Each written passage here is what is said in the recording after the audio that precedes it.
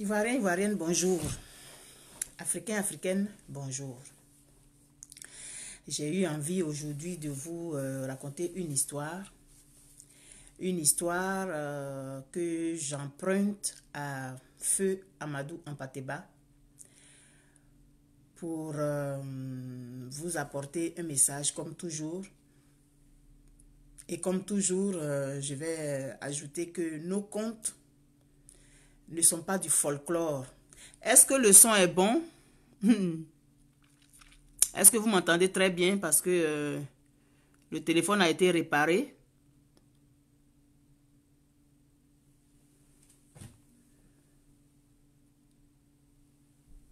Est-ce que le son est très bon? J'avais des difficultés dernièrement pour faire le direct. Et je suis allée faire... Ok, merci Fatih. Et donc, je disais que j'emprunte un conte qui a été propulsé par Feu Amadou Hampâté-Bâ pour illustrer quelque chose que je vais dire.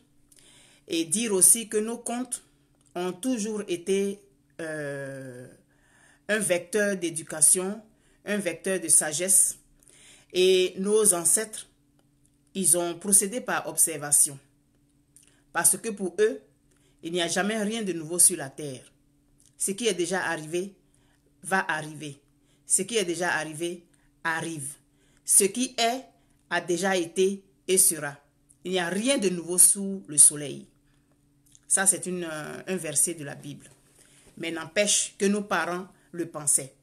Donc, ce qui les gens envoient comme conte en racontant des histoires, c'est des choses qu'ils ont observées. Et les mêmes causes produisent toujours les mêmes effets. Toujours. Alors, c'est l'histoire d'un monsieur, un chef de famille qui vivait dans sa ferme avec sa mère, sa vieille mère, avec son chien, son coq, son bouc, son cheval et son bœuf. Et un jour, on lui a annoncé le décès d'un de ses amis d'enfance dans un village voisin. Alors, il a décidé d'aller aux funérailles.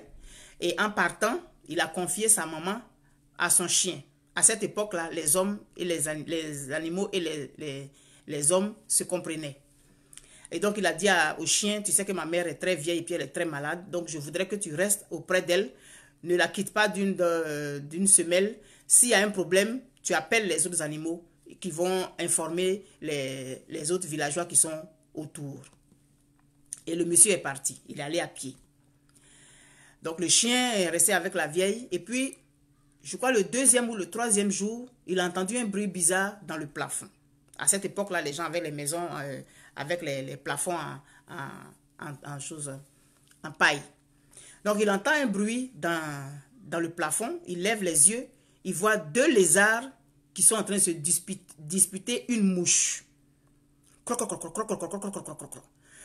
comme il ne pouvait pas se déplacer, il a appelé le coq. Le coq est venu, il dit, ah, regarde en haut, là, il y a deux lézards qui sont en train de se battre à cause d'une mouche, là. Est-ce que tu ne peux pas aller les séparer? Le coq dit, moi, je vais aller séparer par là, entre deux lézards. En quoi ça me concerne? C'est entre eux. Ils ont de se battre à cause de mouches. Ça, là, je vais aller. Il dit, ah, mais si tu... Il dit, oh, attends. Il est sorti. Donc, le chien a fait appeler le bouc, le bœuf, le cheval. Chacun a dit la même affaire. C'est entre eux. Ça ne me concerne pas. Est-ce que je sais comment leur affaire a commencé? Oh, pardon. Donc, les autres animaux n'ont pas considéré ce qu'il a dit. Les deux lézards se sont battus jusqu'à... Il y a un des lézards qui est quitté au plafond là-bas, qui est tombé sur la lampe. Et en tombant sur la lampe, le feu a pris. Le feu a pris, ça a pris la case. Le temps qu'on va appeler les voisins et tout, courir à gauche et à droite, ils ont réussi à extraire la vieille dame. Mais elle était très brûlée. Brûlée même auquel, je ne sais pas quel degré. Et on a envoyé un enfant aller appeler le monsieur. Donc il a pris le cheval pour aller vite. Il ne s'est pas arrêté une seule seconde pour que le cheval même puisse reprendre des forces.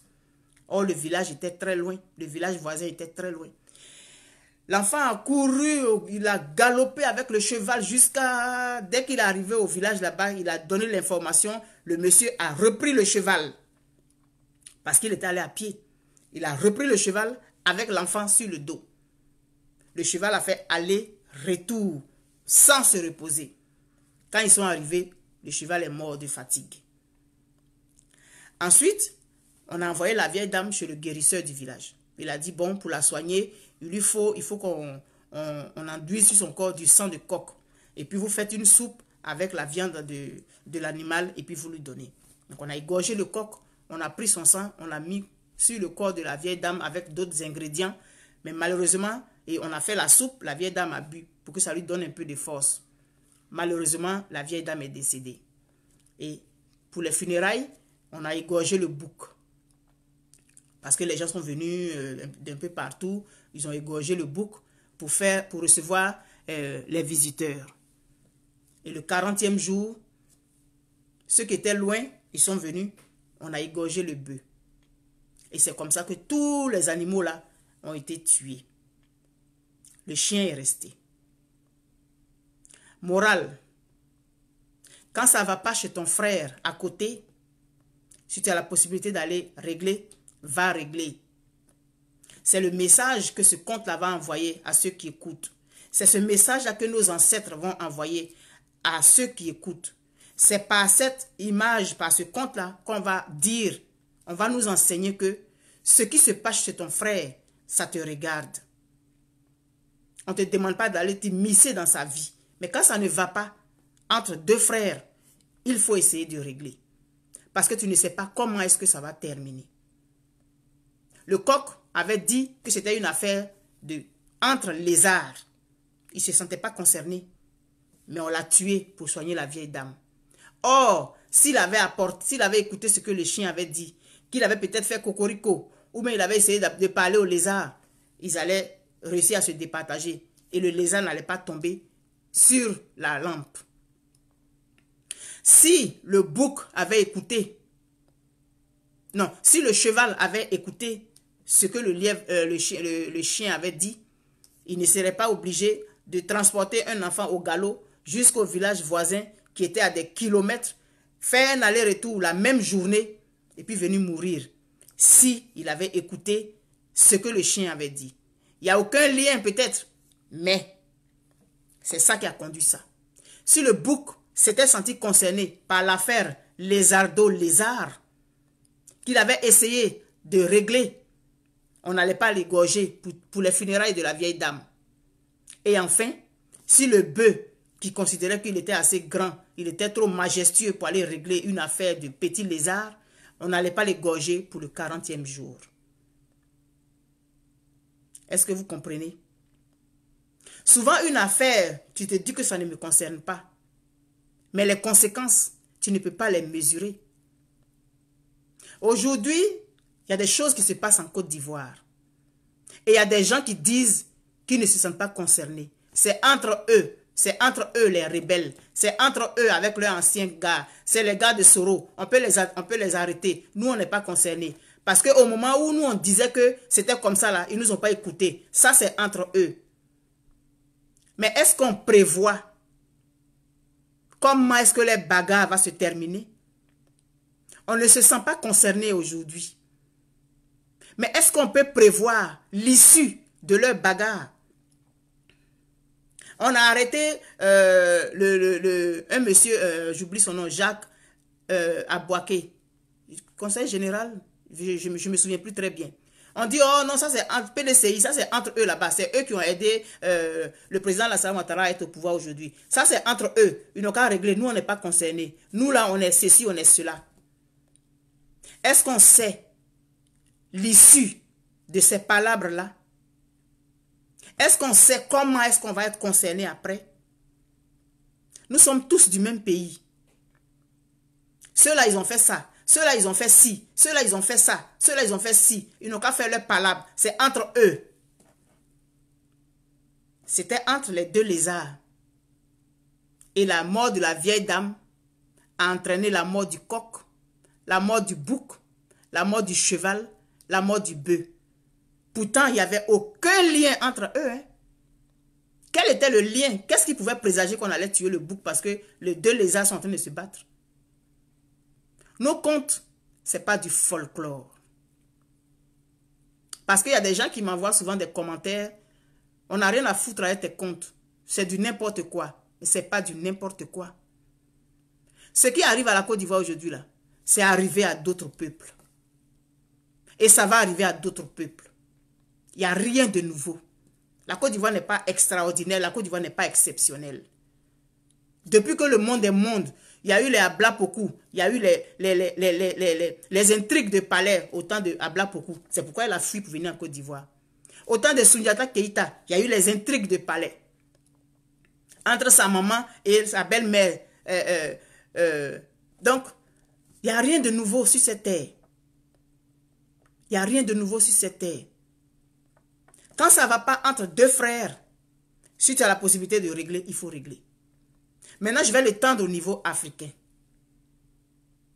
Le Burkina Faso, le Niger, le Mali, la Mauritanie, puis je crois quel autre pays, ils sont actuellement confrontés aux terroristes. Mais on n'entend pas l'Union africaine parler, on n'entend aucun autre pays africain s'indigner. Comme quand la Côte d'Ivoire avait ses problèmes, personne ne se sentait concerné. C'était soi-disant une affaire ivoiro-ivoirienne. Mais aujourd'hui, là, nous sommes tous dans les mêmes problèmes. Nous sommes tous dans les problèmes aujourd'hui. Donc quand ton frère, ça ne va pas chez ton frère, si tu peux aller régler, va régler. Si tu ne peux pas régler, si tu peux trouver quelqu'un d'autre pour venir t'aider à régler, appelle la personne et allez régler.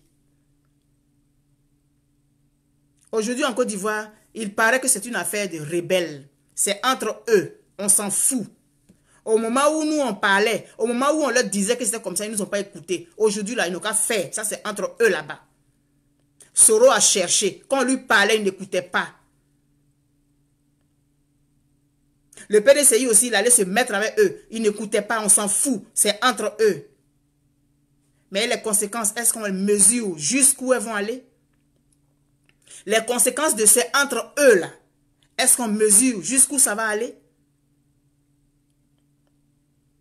On encourage à ce que les Ivoiriens se mettent ensemble. Il y en a qui disent qu'ils ne sont pas concernés. Ils s'en foutent de ça. Eux, c'est ça là qui est leur objectif. Tant que leur objectif n'est pas atteint, ce qui se passe en Côte d'Ivoire, ça ne les intéresse pas. Mais la Côte d'Ivoire, là, pour que ton objectif, là, tu puisses l'atteindre, là, il faut que la Côte d'Ivoire là, soit dans son intégrité. Ils étaient tous dans la ferme.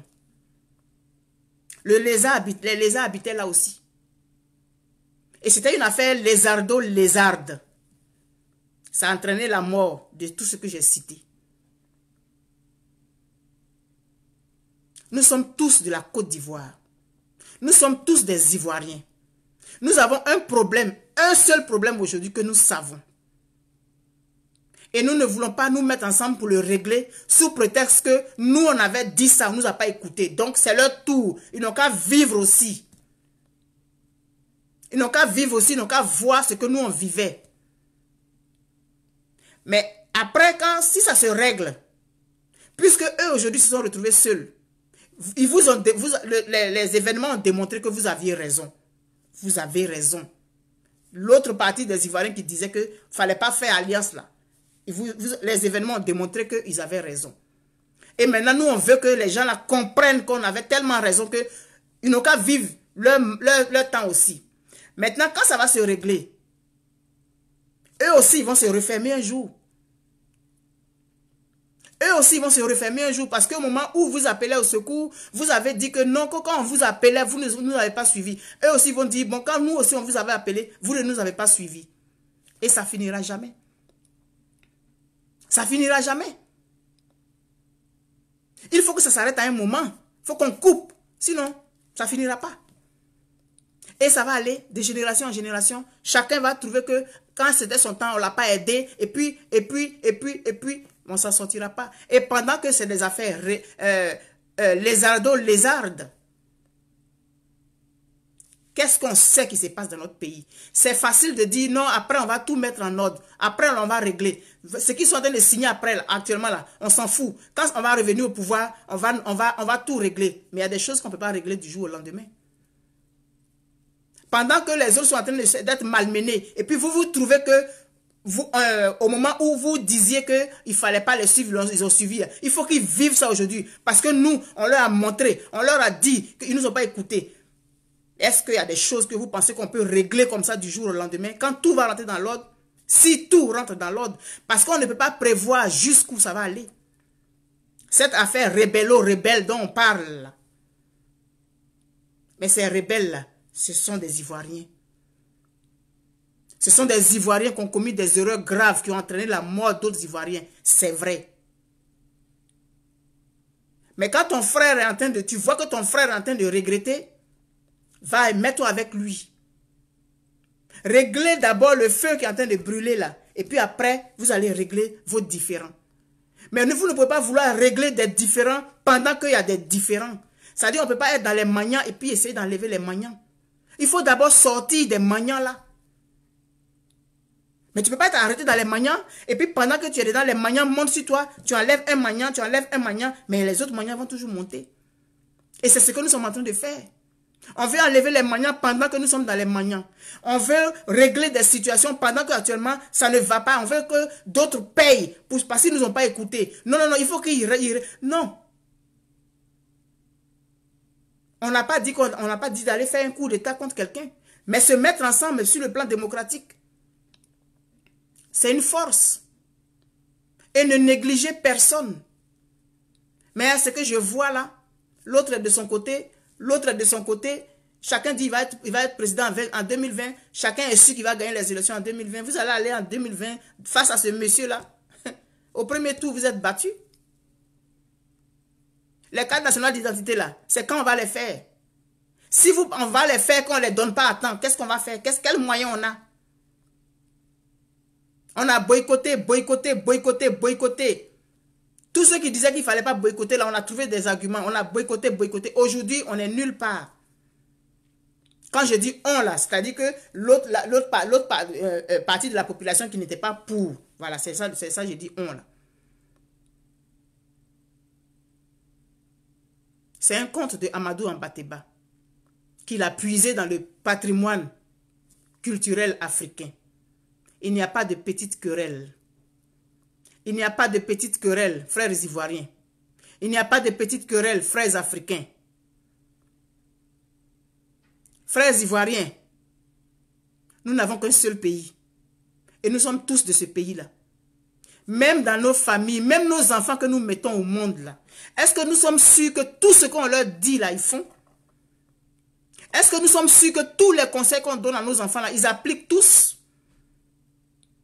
Et nous-mêmes, quand on était plus jeunes là, est-ce qu'on est sûr qu'on a écouté tous les conseils que nos parents nous ont donnés? Quand on dit que oui, on a parlé, tu n'as pas écouté là, il faut payer aujourd'hui là. Nos enfants là, quand on met au monde là, ils écoutent tout ce qu'on leur donne comme conseil? Non. Nous-mêmes là, il y a des conseils qu'on n'a pas écoutés. Mais nos parents ne nous ont pas reniés pour autant. Tous, nous n'avons pas, il y a des conseils qu'on n'a pas suivis et on s'est cassé la figure. Et c'est parce qu'on s'est cassé la figure qu'on donne conseil à nos enfants. Mais eux aussi, ils doivent faire leur expérience, donc ils se cassent la figure aussi. Mais c'est à quel moment, relativement à la Côte d'Ivoire, c'est à quel moment nous allons prendre conscience que l'heure n'est pas la division. L'heure n'est pas à toi, tu as fait ça là, moi je m'en... Tant que tu n'as pas vécu ce que j'ai vécu, je ne te suis pas. Non, non, non, je ne... L'heure n'est pas à ça actuellement. L'heure n'est pas à ça actuellement. Voilà le message que j'avais envie d'envoyer aujourd'hui. Je vous souhaite une très bonne journée. Méditons là-dessus.